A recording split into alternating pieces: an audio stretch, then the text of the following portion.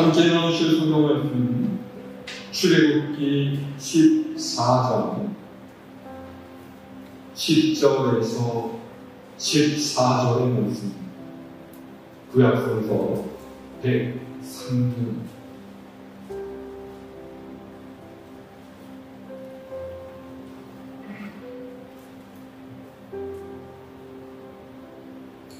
출애굽기 14장 10절에서 14절까지 제가 읽은 이야기를 한 절씩 읽고, 바로가 가까이 올 때 이스라엘 자손이 눈을 들어본즉 애국 사람들이 자기들 위에 있는지라 이스라엘 자손이 심히 두려워하여 여호와께 부르짖고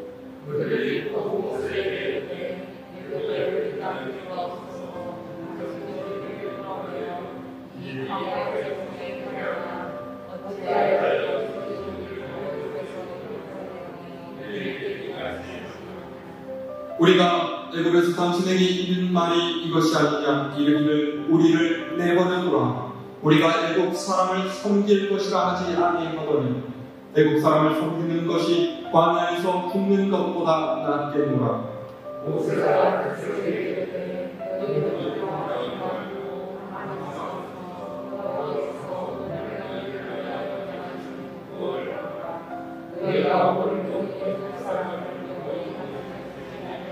함께합니다. 여호와께서 너희를 위하여 싸우시리니 너희는 가만히 있을지니라. 아멘. 할렐루야.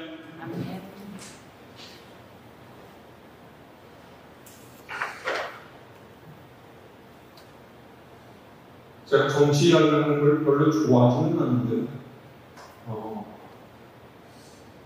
서울에 큰 수해가 나면서 대통령에 대한 이야기가 요즘 또 곧잘 나오고 있는 것 같아요. 요즘 뉴스에 너무나 자주 등장하는 현 대통령의 지지율입니다. 이제까지 정권 중에서 가장 역대급의 기록을 세웠다고 하죠. 대통령 취임 석 달 만에 지지율이 30% 밑으로 내려가는 것입니다. 사실 원래 대통령 선거 때부터 대통령 지지율이 그렇게 높지는 않았었죠.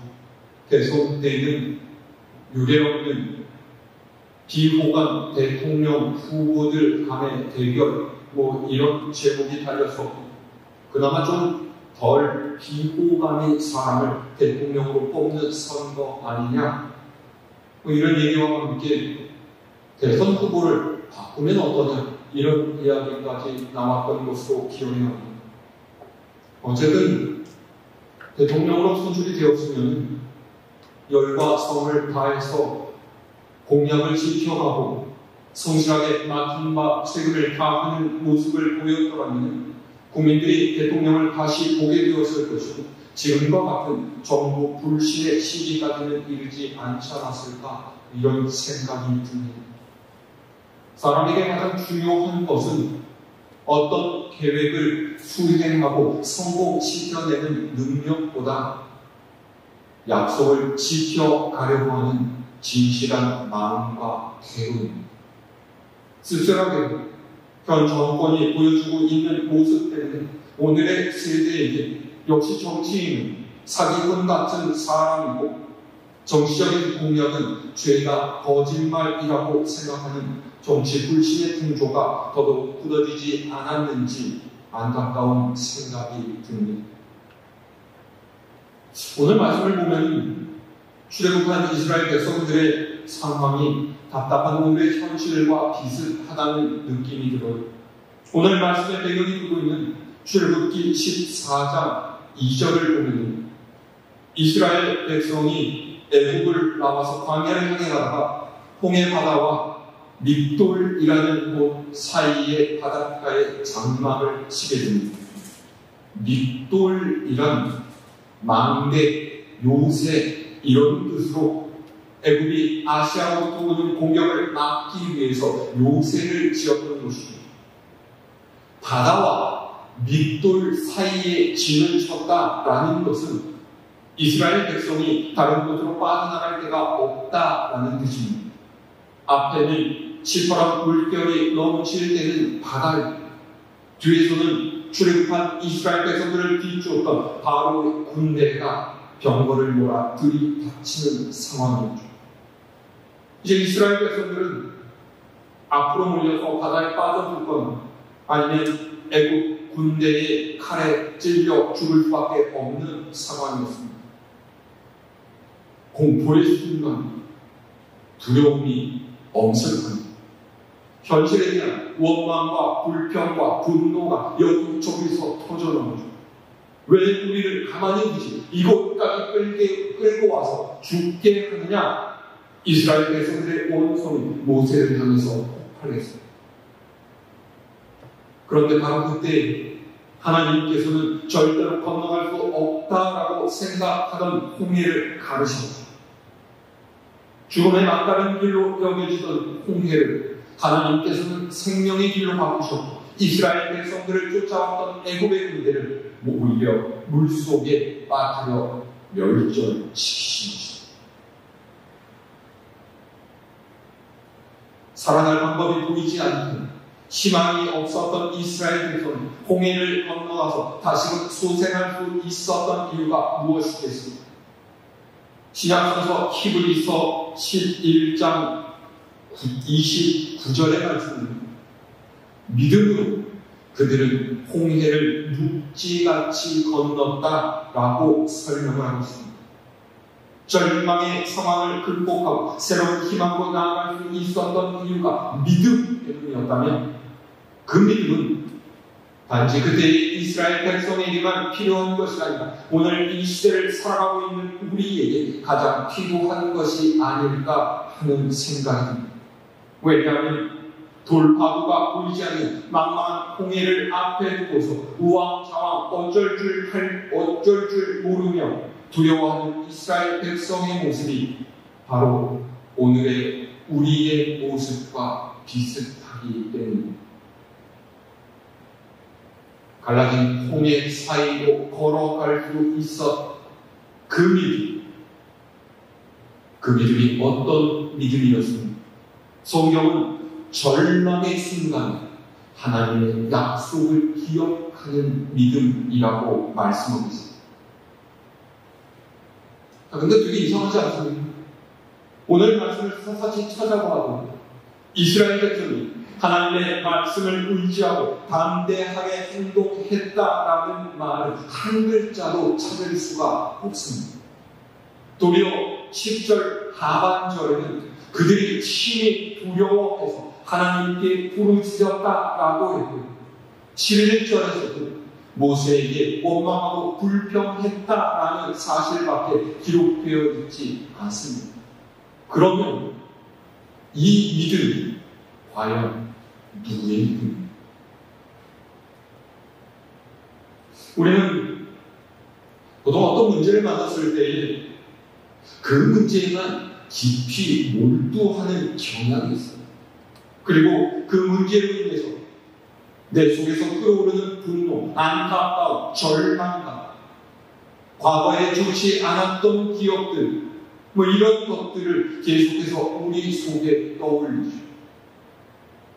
이스라엘 백성은 지금 그들의 힘으로 도저히 건널 수 없는 홍해의 시선이 꽂혔습니다.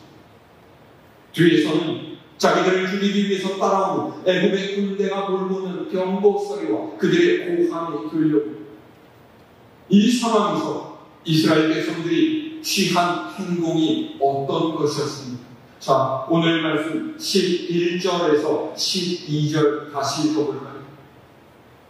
11절에서 12절의 말씀 시작. 그들이 또 모세에게 이르되 애굽에 맹장지가 없어서 당신이 우리를 이끌어내어 이 광야에서 죽게 하느냐? 어찌하여 당신이 우리를 애굽에서 이끌어내어 우리에게 이같이 하느냐? 우리가 애굽에서 당신에게 이른 말이 이것이 아니냐? 이르기를 우리를 내버려 두라. 우리가 애굽 사람을 섬길 것이라 하지 아니하거든. 애굽 사람을 섬기는 것이 광야에서 죽는 것보다 낫겠다. 위기와 시련을 만나서 낙심할 때 이스라엘 백성에게서 튀어나온 감정은 두려움과 분노, 원망이었죠. 왜 그렇습니까? 이스라엘 백성은 지금까지 애굽에 살아오면서 어떤 긍정적인 경험을 한 적도 없고 좋은 기억을 가진 적도 없고 그저 매일매일 애굽 사람의 채찍에 맞으면서 날마다 그들이 시키는 대로 뼈 빠지게 일했던 기억밖에는 없습니다. 그러니 이들이 무슨 긍정적인 마인드를 가지고 희망찬 미래를 생각할 수가 있겠습니까? 이렇게 생각하는 거예요. 그래, 우리가 잠시 헛꿈을 꾸었던 것이 우리는 어차피 이렇게 살다가 죽을 팔자야. 그런데 기왕 죽을 바에야 애굽 땅에서 죽는 것이 낫지. 왜 이곳에서 칼을 맞고서 비명 행사를 해야 한단 말이야. 이게 모두 모세 저 사람 때문에 모세가 아니라 우리는 애굽 땅에서 나오지도 않았을 거야. 이스라엘 백성들의 모든 원망이 모세 한 사람을 향합니다. 그런데 모세는 달랐어요. 이스라엘 백성의 원망 앞에서 모세는 다른 것을 보고 다른 것을 떠올렸어요. 그는 홍해가 아닌 홍해 너머에 계신 하나님을 바라보아 그에게 말씀하셨던 하나님의 약속을 기억했죠. 출애굽기 3장 12절은 이렇게 기록이 되어 있습니다. 하나님이 이르시되 내가 반드시 너와 함께 있으리라. 네가 그 백성을 애굽에서 인도하여 낸 후에 너희가 이 산에서 하나님을 섬기리니 이것이 내가 너를 보낸 증거니라. 아멘. 호렙산에서 모세를 부르신 하나님께서 모세에게 이렇게 약속을 하셨어요. 내가 반드시 너와 함께 있기를 이스라엘을 애굽에서 이끌어내서 여기서 나를 섬기게 할 것이다. 하나님께서 하신 약속을 떠올린 모세는 위기의 상황에서 당황하고 두려워하는 이스라엘 백성에게 선포합니다. 자, 13절에서 14절 같습니다. 시작. 모세가 백성에게 이르되 너희는 두려워하지 말고 가만히 서서 여호와께서 오늘 너희를 위하여 행하시는 구원을 보라. 너희가 오늘 본 애굽 사람을 영원히 다시 보지 아니하리라. 여호와께서 너희를 위하여 싸우시리니 너희는 가만히 있을지니라. 아멘. 이스라엘 백성 모두가 두려움과 절망 가운데에서 안 좋았던 애굽의 기억을 떠올리면서 비참한 결말을 예상했을 때 모세는 하나님의 약속을 떠올렸다는 것. 그리고 하나님께서는 모세 그 한 사람의 믿음을 주셨다는 거죠. 심리학에서 사람의 기억을 세 가지로 분류를 합니다. 첫 번째는 단기 기억이 아주 잠깐 머물러 있다가 곧 사라지는 것을 뜻하죠. 예를 들어서 우리가 처음 듣는 번호 4개를 들었을 때 조금 외워서 잠시 후에는 잊어버려요. 그거 뭐 죽는 날까지 기억하고 있겠습니까? 이게 바로 단기 기억입니다. 두 번째는 이 단기 기억을 반복하거나 거기에 의무를 부여해서 얻는 장기 기억, 곧 오래가는 기억입니다. 가족의 생일날, 혹은 주민번호, 혹은 내 은행 계좌번호, 뭐 이런 것들이 장기 기억에 속하는 그런 것이죠. 그리고 마지막 것은 감각 기억입니다. 보고, 듣고, 맛보고 냄새가 우리의 오감을 다 동원해서 얻은 경험이 기억이라는 저장소에 들어온 거예요. 이렇게 머릿속에 저장된 정보는 저장한 사람이 의도를 가지고 그것을 끄집어내는 경우가 있고, 어떤 경우에는 어떤 환경과 조건 아래에서 자연스럽게 튀어나오는 경우가 있습니다. 지금 이스라엘 백성들은 이 두 번째의 경우이고요. 아까도 말씀을 드렸지만 이스라엘 백성들 안에 고여있는 애국에서의 기억은 좋은 것이 없습니다. 그들은 태어날 때부터 노예였습니다. 노예인 자유의사가 없죠. 스스로 무엇을 판단하고 어떤 것을 결정할 수 없다는 것. 무엇인가를 스스로 하려고 하는 야단을 받거나 체벌을 당하죠. 상한 감정의 치유라는 책을 쓴 신학자 데이비드 시멘 교수님, 이런 노예의 삶이 가져오는 것을 진리적인 문제점으로 여기고 그것이 무엇이냐라고 이야기했는데 수치심, 굴욕감, 두려움, 공포, 증오심 같은 것뿐이었다라는 거예요. 기억이라는 것은 단순히 옛날의 생각을 떠올리는 것이 아닙니다. 그가 지금까지 살아왔던 전 인격의 경험을 다루기 때문에 어떤 특정한 환경에 처하게 되면 저절로 옛날의 기억들이 떠오르게 된다라는 거죠.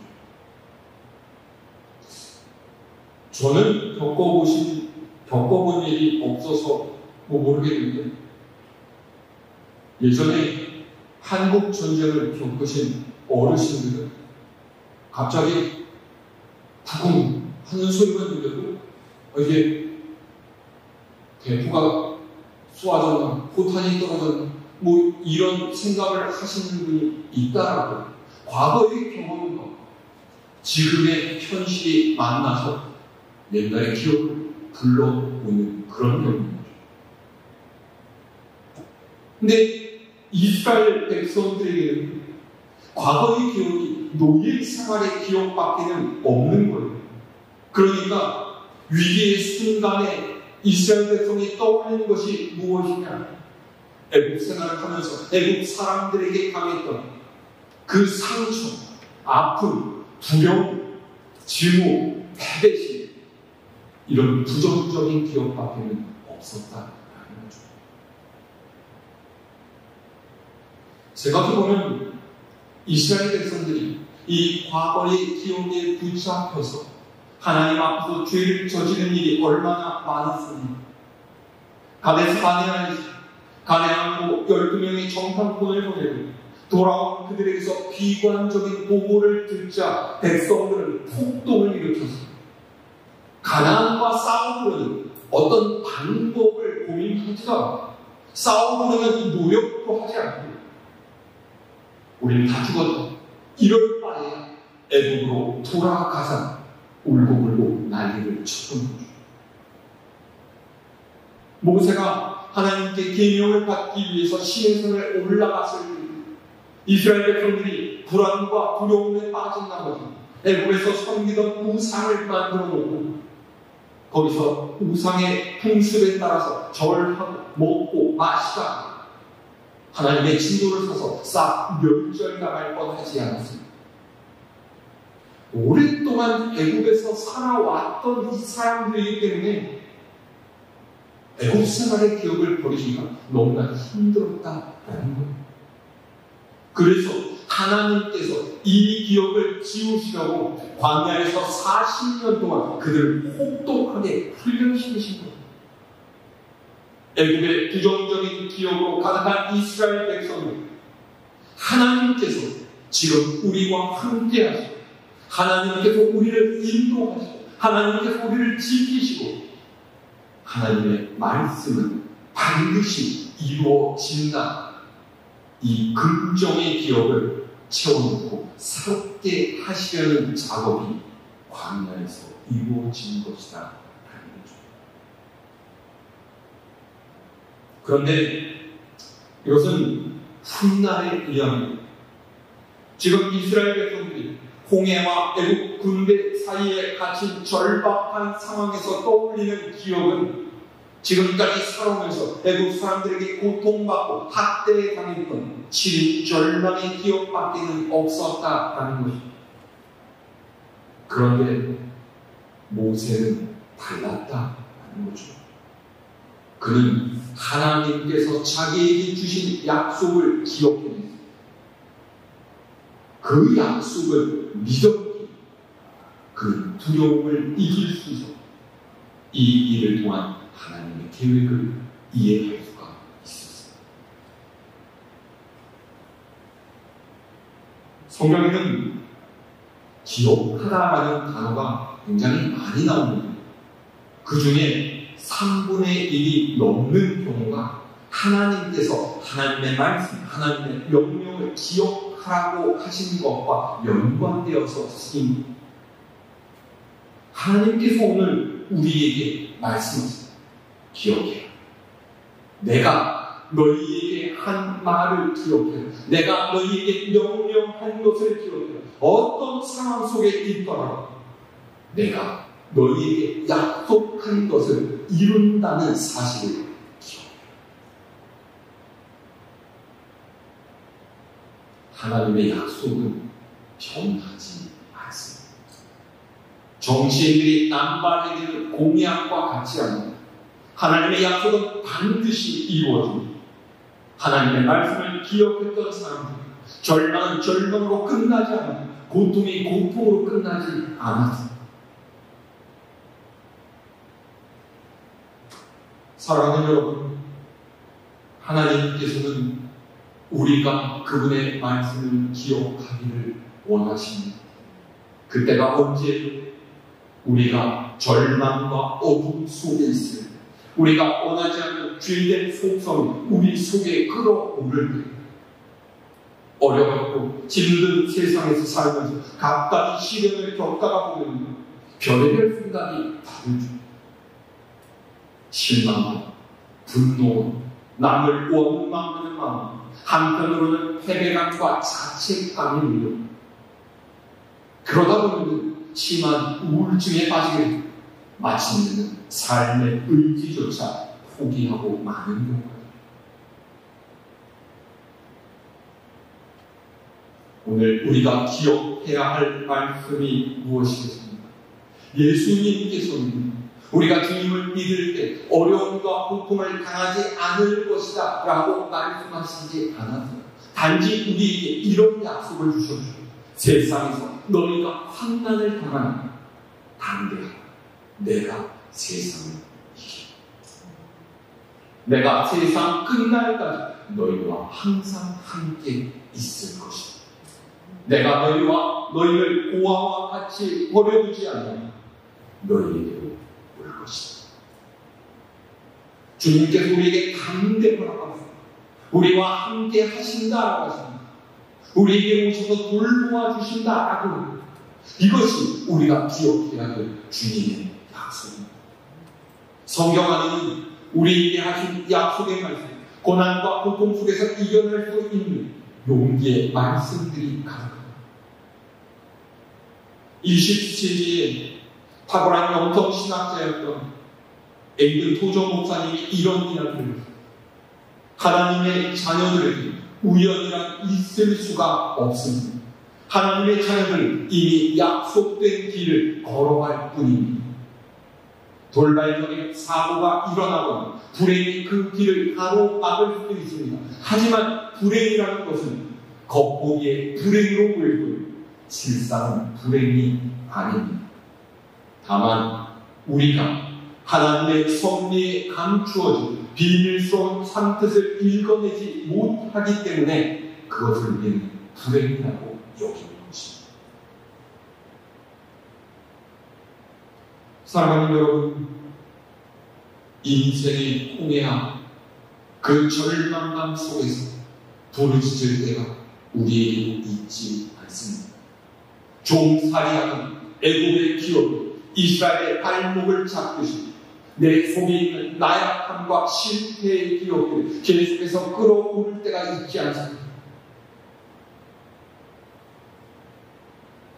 그러나 하나님의 약속을 기억하고 주님의 말씀을 기억하고 이 기억을 떨쳐버릴 수 있기를 바랍니다. 인생의 위기 앞에서 당황하고 두려워하는 이스라엘 백성은 모세가 이렇게 선포해요. 너희는 두려워하지 말고 가만히 서서 여호와께서 오늘 너희를 위하여 행하시는 구원을 너희가 오늘 본 애국 사람을 다시는 보지 않으니 여호와께서 너희를 위하여 싸우실 것이다. 너희는 가만히 있으라. 언제나 변함없으신 신실하신 하나님의 약속을 기억하시길 바랍니다. 낙심되고 걱정되는 상황 앞에서 내 속에 끊임없이 솟구치는 원망과 불평과 좋지 않은 기억을 이제는 던져버리실 수 있기를 바랍니다. 하나님께서 대신해서 나의 문제를 해결해 주시고 하나님께서 나를 대신해서 싸워주시겠다 약속하셨습니다. 이 하나님의 약속을 기억하시길 바랍니다. 여러분 안에 어떤 기억이 가득 차 있습니까? 나를 죽이는 기억입니까? 아니면 나를 살리는 기억입니까? 절망의 현장에서 하나님의 말씀을 기억하시고 용기를 갖는 여러분 되시길 바랍니다. 내 앞에 시퍼런 물결이 넘실대는 홍해가 있다고 해요. 뒤에서 애굽의 군대가 달려오는 그 빡함 속에 있다고 해요. 말씀을 따라 한 걸음 내딛게 될 때 그 걸음이 좌절과 절망의 상황을 바꾸는 진앙의 체험 현장으로 바뀌게 될 줄로 믿습니다. 거기서 우리를 사랑하시는 놀라우신 하나님을 만날 수 있고 거기서 우리에게 주시는 새로운 소망을 붙들게 될 줄로 믿습니다. 약속의 말씀을 믿음의 굳센 걸음을 걸어가는 저와 여러분 모두가 될 수 있기를 우리 주님의 이름으로 축원합니다.